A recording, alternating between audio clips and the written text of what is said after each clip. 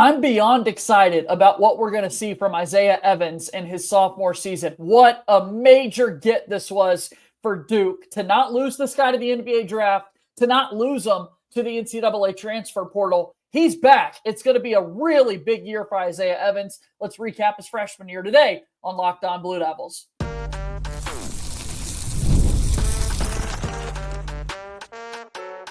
You are Locked On Blue Devils, your daily podcast on the Duke Blue Devils. Part of the Locked On Podcast Network, your team every day. Hello, everybody. Welcome into another episode of the Locked On Blue Devils podcast. My name is JJ Jackson. It's so great to have you here with us today on Thursday, May 29th, 2025. Locked On Blue Devils is your one-stop shop where we discuss everything going on inside the life of Duke athletics. And on today's show, we're going to be focused on the freshman year that Isaiah Evans just wrapped up. We'll dive deep into the numbers. What does this next season look like for Evans as he returns for his sophomore year? And who better to have that conversation with than our friend of the program, Kevin Connelly from Ball Durham, who's going to join me on today's show. If you have not done so already, I'd encourage you, I'd ask, please, for you to follow and subscribe to Locked On Blue Devils for free, wherever it is that you get your podcast. Leave us a 5-star rating and written review. Also, watch our show each and every day on YouTube. You can subscribe to our YouTube channel as we get closer to 4,000 subscribers. Comment on the videos each and every day. Let us know what you think of our conversation. Let us know if you're an everydayer. I'd love to give some shout outs to everydayers here on the program. That's what we'll continue doing. And I'll continue to give some love to folks who make us a part of their routine each and every day. Follow us on X at LO_Blue Devils. I'm there as well at _JJ_Jackson_. The show's also on Instagram and TikTok. Just search for Locked On Blue Devils. So without further ado, Kevin Connelly is here with us today to recap the year of Slim, the freshman season for Isaiah Evans. I'm so excited for him this upcoming season that he's going to have as a sophomore. But to even get to that conversation, Kevin, we got to take some time to unpack what he did as a freshman. Yeah, I feel like it's a long, winding road, JJ, to get to this point. But we finally got here, and there's a lot of steps in between to get from kind of day one when you arrive as a freshman to now back on campus. I guess you're still not technically a sophomore, right? Or right. Are you? Like is he a sophomore yet? I don't know. I think let's wait a few more days, a week or so, until the summer semester classes really get up and going. And then maybe we can, jump him up to that sophomore classification. We're close. Okay. We're very close. That's all we needed to know. We were close, but yeah. I didn't know. Can we officially call him a sophomore yet? Or what before we get it, it's been awesome seeing the K Academy content come out. It's our favorite week in terms of getting to see former players come back and be a part of the fun and festivities. The best part, though, getting to see the current guys, getting to interact with them, and we're seeing Isaiah Evans there. Man, it's huge that he didn't leave for the NBA, that he didn't go into the transfer portal, and he wants to play for Duke this next year. I know, right? Because that was kind of what everybody was talking about and thinking about is like you had this player who showed flashes and right? Like it feels like at different points of the offseason, a different area was the leader. Like coming back to Duke was the leader. Transfer portal was the leader. Sure. NBA draft plus the portal was the leader. Like there was no set thing. And then finally, as things finally got underway, then you saw like the emergence of, okay, it's probably likely he's going to stay. But I'm sure we'll get into it all, but it was kind of crazy how we ended up at this point. He gets the big invite to the NBA draft combine, and then really before it starts to take place, he withdraws, says, I'm going back to school. Duke is the spot for me. And such a major, major thing that we're seeing Evans come back for his sophomore season. Who is Isaiah Evans, right? Who is this guy? If we're going to start to break down the year that he had for Duke, just finishing up his freshman season from Huntersville, North Carolina, played at North Mech High School there in the Charlotte area, had his number 0 jersey retired after a state championship run his senior season, McDonald's All-American, Mr. Basketball in North Carolina as a senior, a 5-star recruit by 247 and ESPN, the top-ranked player in the state of North Carolina, going to Duke University in North Carolina. What do you recall about expectations that we had for Evans this time a year ago? Well, I think the easy thing to do, and we talked about this on this show, was compare him to Brandon Ingram. North Carolina kid. He's slender. He has his name Slim for a reason. And an elite scorer, especially what we saw at the high school level. Now, yes, were there some competition questions playing in North Carolina? That is a rich basketball state, don't get me wrong, but the league and the county and the conference that he played in, maybe not your typical powerhouse, right? Yeah, not playing a national schedule or anything like that. Exactly. So I guess there were some questions there to begin with, but you knew it was going to translate. And I mean, let's be honest, a freshman that flew under the radar. So did Con Knippel. So did obviously Darren Harris. So did Pat Gongba. Like, a lot of these freshmen flew under the radar a year ago because of Cooper Flagg. And then eventually Kaman Malawach because it was this 7'2" imposing figure from overseas. So when you look at Isaiah Evans, it was, this kid has a lot of potential. That was the biggest thing around him. It was potential, potential, potential, potential. And to start the season, it was still that potential. And then it was like, okay, we've heard good things about him. We've seen good things about him through videos and scrimmages and exhibitions and some run against lower level teams. Why is he not getting his big shot against some of these high power teams that Duke is playing? And it was that Auburn game where it was like, hey, this kid's really good. This kid can handle the moment. This kid can just about do it all. And from there, he kind of took off, although there were some speed bumps along the way of, I think he should be getting more playing time. Yeah, no, a lot of people were always talking about the playing time. And when his number was called, it felt like he was doing what he was asked to. So why is it not more minutes there for Isaiah Evans? Setting up the season, though, as you said, to start that point there, kind of talking about what we were expecting him this time a year ago. Let's not forget that everybody assumed he would be playing the larger role in that Con Knippel dynamic, as you were just alluding to there. Like, now, revisionist history might sort to set in once you see Con Knippel, this top 10 pick in the upcoming NBA draft this June. But let's not get it twisted. This time a year ago, before they really arrived on campus, before they started having practices and getting the whole group together, the expectation was it's going to be Isaiah Evans alongside Cooper Flagg and Malawach on the interior that's going to make the big impact as a freshman. No, yeah, you're 100% right. I think a year ago when we were kind of forecasting what could be the starting lineup for Duke in 24-25, it was Tyrese Proctor, it was Caleb Foster, it was Isaiah Evans, it was Cooper Flagg, and it was Kaman Malawach. That's a really good point that you make, that, yeah, it was a lot of people thinking that he was going to be the starter. And then once these guys got on campus for the summer workouts, all you heard about was Con Knippel. You heard probably about more Con Knippel than Cooper Flagg, because it was the understanding that Cooper Flagg was this generational type player and he was so good. But everyone just had something to say about Con Knippel. And I'm not going to say he took Isaiah Evans' starting spot, because I don't think it really ever got to that point. It was just all conjecture and what we were all talking about. Right. But yeah, and I mean, let's be honest. I just kind of talked about it here a little bit. In the level of competition he played as a high schooler in North Carolina, and having to have that translate to college basketball. And John Shire kind of even said it, like, it is the defense, it is the physicality, it is the speed, it is a whole new level playing for Duke and trying to get his feet wet in some of these really big games, not playing in the Champions Classic loss against Kentucky, not really playing in any big games Duke played in until a month into the season when they played Auburn. He didn't play against Kansas. So it was a transition for him to really get up to speed and to learn the physicality and to learn the pace of the game at the college level, playing against these other elite teams. Well, boy, when he did, it became dynamic. It was so much fun to watch. For Showtime Slim, Isaiah Evans' freshman season, let's dive more into his numbers. Let's highlight some of those best games. We'll talk more specifically about what he did against Auburn and so much more in just a moment.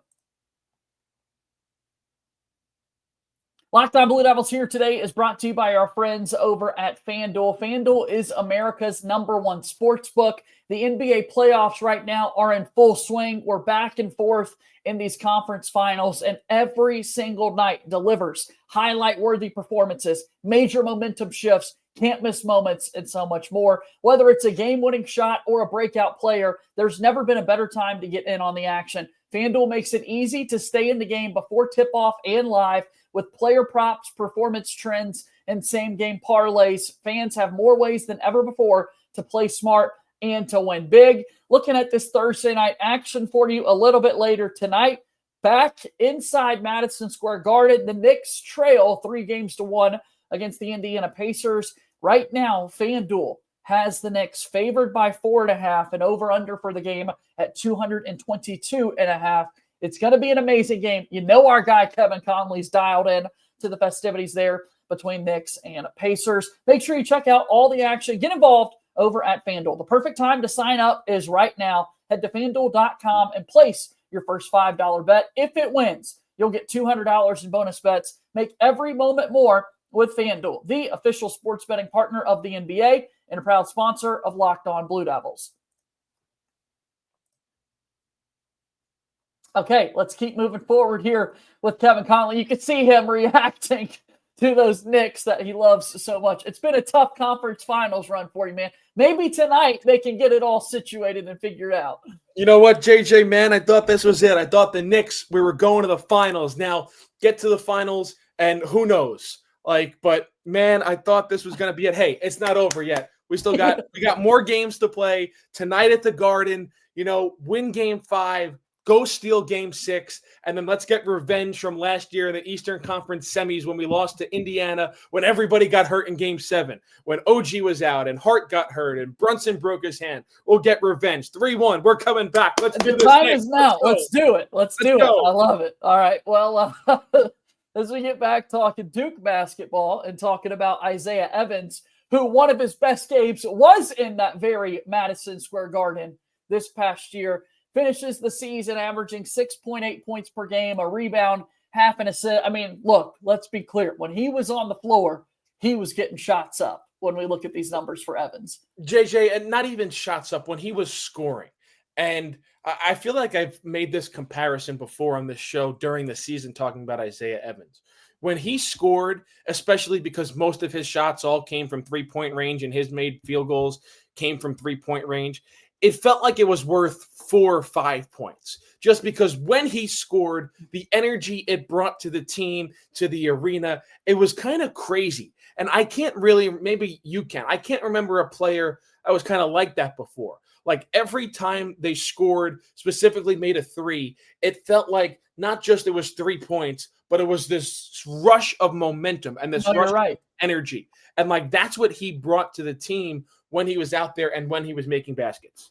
Yeah, no, look, if he was feeling it, Duke kept going to him, which I think sets up our conversation a little bit further, looking at these numbers specifically for Evans. On the season, the average comes out to 13.7 minutes per game this past season as a freshman.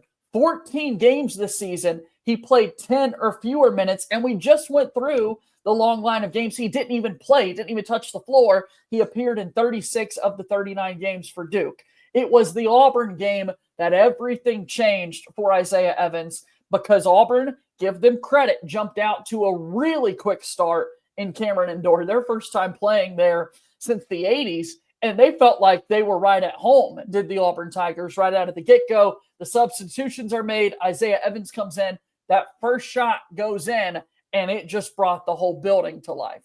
Yeah, I just pulled up that game right now. He came in, Duke's trailing by 6, 9 minutes into the first half. He hits a three. They cut it to 3. Then he hit that next 3, and it's a 4-point game. And then he just got rolling from there. Eventually made it a 1-point game and didn't get as much playing time in that second half than kind of what I think everybody thought, because it got tight. But that's a first half and a heater that Duke hasn't seen in a while. Obviously JJ Redick went on runs like that where he couldn't miss. Yeah. Luke Kennard, I feel like, what was that against Notre Dame? Yep. When he had 40 something, I think. Yep. Jared McCain's Florida State game last year was a bit on the road at Florida State is what I'm remembering. Yeah. Well, that one on the road, it's a little different because you don't have that energy in the crowd. And I feel like that Notre Dame game they lost when Luke Kennard went crazy, but that's besides the point. But yeah, just that's when you saw oh man, not only is he good, but he just has this infectious energy around him when he's on the court. And it was a little surprising after that Auburn game. Duke goes to Louisville and there's foul trouble, and Cooper Flagg is the primary culprit of that foul trouble. And like, he doesn't have that great of a game, which I guess you can't expect him to go hit 6 threes every time he's out there on the floor. But then you kind of mentioned that run he went on in February, starting right around that Illinois game. When he had Miami, Florida State, like he really found his rhythm and found his groove. No, he did. And Duke needed it. I mean, with him playing as well as he did, he clearly brought the team to life. His teammates loved watching him play. The teammates always talking about the Isaiah Evans clap. That was always something he was doing to get himself hyped up and ready to go and that sort of thing. Looking at the percentages for Evans, he shot 43% from the floor, 41.6% from three-point range, 81% from the free throw line. So impressive. Looking at the shot attempts, 82% of his shot attempts were three-point field goals. That drastic, that large of a number to show you where he was living from the outside. And then I thought this was noteworthy. He finished with 62 made three-point shots this season. That ranks 10th in Duke basketball history for three-point makes. 62 three-point makes, ranks 10th all-time in Duke basketball history for three-point makes as a freshman. By comparison, his teammate Con Knippel ranks 5th, as Con just finished with 84 makes as a three-point shooter this season as a freshman. So that would be a fun list to try to rattle off. Three-point makes, and you said they're all by a freshman, right? All by a freshman, yeah. That if he's 10th, that would be a fun list to try to rattle off and see how many you could get. That sounds like some off-season content for you and I to dive into at some point. Well, I think you have to get somebody else on other than me to go through that. You just gave me 2 of the answers. True. We'll set it up. Although I would have I don't know if I would have guessed Isaiah Evans in that top 10, but I definitely would have guessed Con Knippel, and I think a lot of people would have guessed Con Knippel. Yeah, he feels like a safe bet with how well he was shooting it from the outside. Evans, career high 19 points against Florida State, had the 6 3-point makes against Auburn for 18 points, and that one, all those points were in the first half. He had 11 games where he scored 10-plus points, also had 11 games on the season where he had 3 or more three-point shot makes on the season. Really impressive stuff from Isaiah Evans. Before we go to break here, Kevin, what are just your big picture thoughts for what he'll mean to Duke's success in this upcoming 2025-2026 season? Well, honestly, I think he's going to mean a lot. And I'm kind of working on something right now for Ball Durham. This past season, yes, they were reliant on freshmen, but the freshmen were so talented in Cooper Flagg, in Con Knippel, and Kaman Malawash. Those were like the 3 freshmen, for being honest, they really relied heavily on. But you had the veterans. You had the Tyrese Proctor. You had a Sion James, even a Malik Brown. When I look at this Duke basketball roster right now, and we don't know everybody's set roster yet. I mean, they're going to have to be one of the youngest in college basketball again. When you look at juniors, seniors, and grad students, there's only 2 guys that have experience that are really going to play, and that's Caleb Foster and Malik Brown. Right. Everybody else that's going to be in the rotation is a sophomore and younger, including Isaiah Evans. So for Isaiah Evans, I think maturity is number 1. He has to mature, and I think he has to mature very quickly. Number 2 is he has to expand his game. It can't be, I forget the number you said, JJ, a few minutes ago, of the percentage of his shots coming from 82. 82. That can't happen again next year. He has to have a much more well-rounded game, be able to get to the basket, be able to put the ball on the floor. Now, if you think he's going to be in the 2026 NBA draft, yes, probably immediately as a rookie in a couple of seasons at the next level, he's going to be a lethal three-point shooter to come off the bench for some team. But he's still going to need to create more versatility in his game, and I think that has to start next year because, like I said, it's Caleb Foster, it's Malik Brown. Those are the only 2 juniors or older that are going to get a lot of time.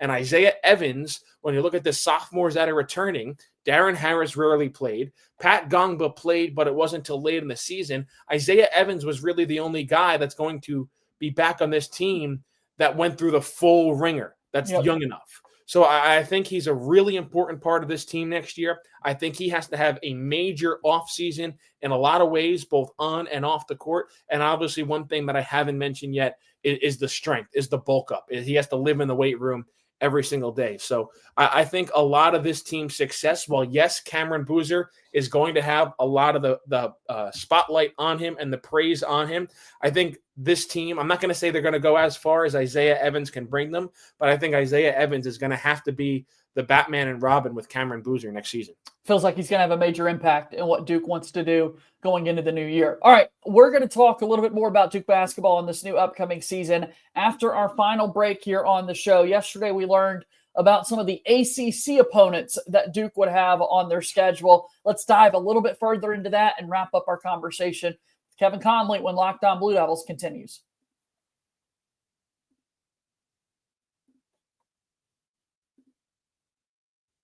Thanks so much for making Locked On Blue Devils your first listen and your first watch here today. For your second listen, make sure you check out The Portal Show. Locked On's very own Brian Smith has the latest rumors, portal entries, and signings. Be the most informed fan on the rapid changes to the college football landscape by checking out The Portal. You can find it on YouTube or wherever it is that you listen to your podcasts. Also, go check out Locked On Sports Today to give you a rundown of these awesome conference finals that we're currently seeing in the NBA and the NHL. Major League Baseball is in full swing right now. College football getting closer. Locked On Sports Today every single day, giving you the biggest topics and storylines that you need to be aware of in the world of sports.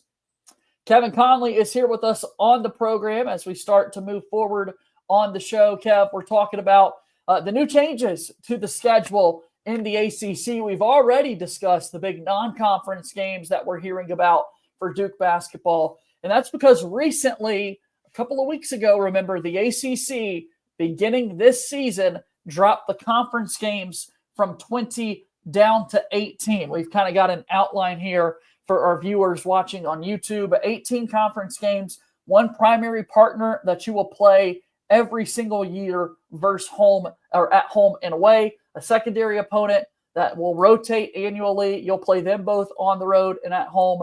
And then 14 single game opponents, meaning one school you will not play at all. Before we get to the Duke specifics, remind people kind of how you're feeling about the decision to go from 20 down to 18 and how this all came to be. I don't love it. It came to be because the ACC realized how it was struggling in conference play and to get teams into the NCAA tournament. So they figured if their schools are able to schedule 2 more high-level non-conference games, it would help their metrics, and if they win those games, to eventually get into the NCAA tournament.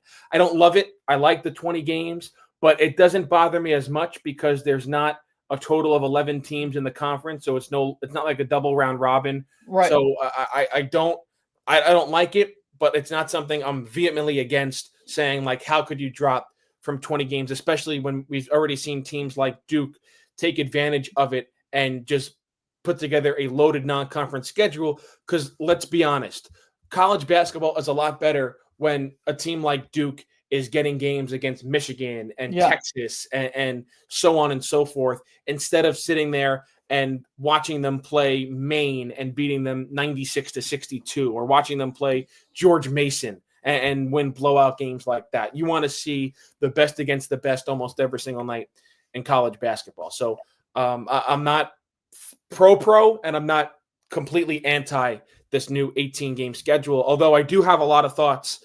I know we'll get into it quickly here about what the ACC just released for Duke. Yeah, I mean, here we are, we're at the end, and now we know for the Blue Devils what it looks like. They're going to play North Carolina, both home and away.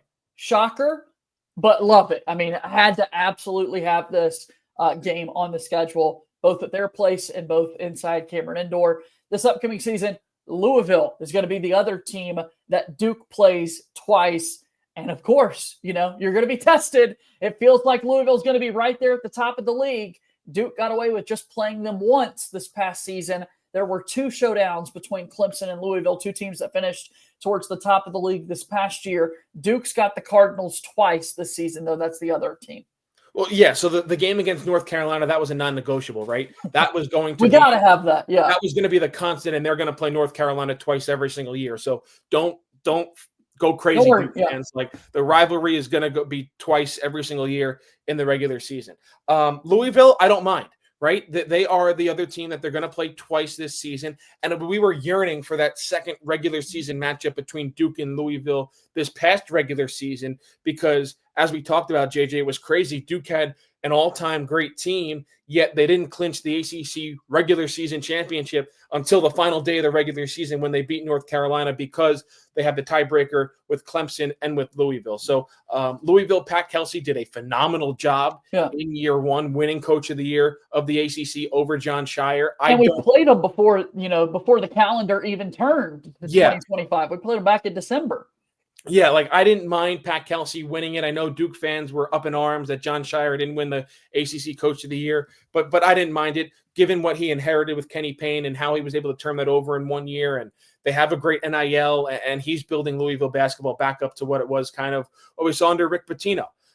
So I think it's good that Duke does get Louisville twice, both home and away. One thing that we didn't see last year that we're going to see this year, Duke's going out west for a week. They're going to play Cal. They're going to play Stanford. And if you paid close attention to other teams in the ACC, you go out there, you're going to play them once on a Saturday probably, and then you're probably going to get them again on a Monday or a Tuesday somewhere, how the ACC is going to schedule, where you're out there and you're going to play 2 consecutive road games. Funny enough, it always seems like Duke is always playing in Raleigh, where they go and they play NC State once, and they play them in Raleigh, in PNC Arena. And it'll be a massive game for Will Wade, who seems like he has the Wolfpack on a major upward trajectory. And I think that's very good for the league that NC State is going to be back. And I say back, like, they haven't been consistently good. Yes, the Cinderella run where they won the ACC tournament and made their way to the Final Four. But if they're consistently good again in the league, that's going to be great. I think Will Wade is going to do a great job there. And the one major problem I have with how this schedule came out, Duke is not playing Miami. That is the one team of everybody in the ACC that is not on Duke's schedule. And I cannot believe it. I mean, I don't know who makes or who sets the opponents for the ACC, but they certainly don't know good television. I mean, whether it was, especially coming home, like, how hard would it have been to make SMU the team that Duke doesn't play? Right. Like, what does SMU coming to Cameron Indoor Stadium do for anybody? Like, nothing. Like, no one's really going to get excited about that. It's SMU. Like, and this is no disrespect to SMU, but, like, what does SMU and Duke have to do for anybody? Like, it doesn't move the needle. Like, why is Miami not coming to Cameron Indoor Stadium next year with Jay Lucas as their head coach? He gets to come back to Duke, who, and circumstances beyond the control. And if you heard stories behind the scenes, doesn't coach in the postseason at all, the ACC or the NCAA tournament, because he took the head coaching job at Miami. And then Shelton Henderson, a guy who was signed at Duke, gets his release from his national letter of intent and goes to follow Jay Lucas at Miami. Like, that is a story in college basketball. And Duke is not playing Miami at all in the regular season. Now, like, I would concede even if they were going down to Coral Gables to play, but the fact that they're not going to Miami or Miami's not coming to Duke, I think that is a massive, massive, massive miss by the ACC setting the opponents for next season. Yeah, yesterday I focused a good bit on, Jay Lucas and that dynamic to the game. I had totally forgotten about Shelton Henderson. Yeah, like, not only playing in Cameron against Duke, or even having Duke come to Miami and play there against this team that recruited you so well, but then the dynamics that you had, your relationships with the Boozer twins, if you're Shelton Henderson, we're just not going to see that. So also do want to let people know, I've looked through it specifically. I don't have a rundown of everybody, but everyone wants to always talk Duke and North Carolina. The Blue Devils will not have a game against Miami. North Carolina will not have a game against Boston College. That's the one team that they will miss for this season in the ACC. That's going to be something weird to get used to, man, over these next few years, is just having a game or two that you don't play somebody. But, and yes, it is. And like, there's teams that like you forget you didn't play, like SMU, like Boston College. Like, if you don't play those teams, like, no one's losing sleep about it. And it's part of this, I mean, the new era of college sports that we're in conference realignment. Like, obviously last offseason, we talked a lot about the additions of SMU and Stanford and Cal. And like, I think it'll be cool. It'll be interesting. Like, Duke gets to go out to California for a week and play 2 games against Stanford and Cal in venues we've never seen them play before. Like, I think that'll be kind of unique. But like, having SMU come to Cameron instead of a Miami, that's just something, like, I think, like I said, is a major, major miss by the ACC. One of these teams is going to realize one day they're not playing Georgia Tech on their schedule, just the oddities and randomness of the ACC. And I don't know this off the top of my head, and JJ, I can go on about this for hours, but like, if SMU is not playing Virginia, like, that's no loss for them. Like, that's like they don't care. But that's kind of just my spiel. That's what I have for you. And that's what the summers are for. That's what we're on the eve of June being here, going towards future off-season modes. We'll have fun conversations coming in the days and weeks to come. Kevin, you've got more thoughts and analysis on the schedule and other things on your website. Tell us about the work and how we can support you. Yeah, over at balldurham.com, on top of everything right now. With the schedule, I shouldn't say schedule, with the opponents being released, the schedule won't be out until, I guess, later in August. But everything you could possibly want on Duke basketball, all my thoughts and opinions and everything, I'll have a lot of content up there throughout the summer and in this offseason. And then obviously, you just said we're on the eve of June, and the NBA draft is 3.5 weeks away. So obviously, we're on top of that. Following the 3 lottery picks of Cooper Flagg, Con Knipple, Kaman Malawach, seeing what the vibes are around Tyrese Proctor and Sion James, and Cedric Coward. I guess we'll continue to follow him. No Not doubt. as extensive as the other 5, but just he was a guy committed to Duke. He seemed really excited to play for Duke. An NBA team saw his potential that John Shire saw a couple of weeks ago in him before they got him on a visit and to commit. So we'll be following him a little bit as well, but mainly focused on the big 5 from Duke, the starting 5, trying to get drafted here in a couple of weeks. And tonight you're focused on those New York Knicks. JJ, right? come on now. Knicks in 7. Knicks in 7. Let's Knicks make in it 7. happen. Let's go here. Let's go. Right. We need a big win tonight. Big win tonight. Come on now. See you soon, Kev. We got to live to see another day. Live to see another day. That's Kevin Connelly, our guy, joining us here on Locked On Blue Devils. Go support all the work that he has there with Ball Durham, and I'll join the party with him. Let's go Knicks. Get the job done a little bit later tonight here in Game 5. As always, go Duke. I'll talk to you again tomorrow. Make sure you subscribe to our YouTube channel. Follow us on X at LO_Blue Devils. Like us wherever it is that you get your podcast. Leave us a 5-star rating and written review. As always, thank you and good day.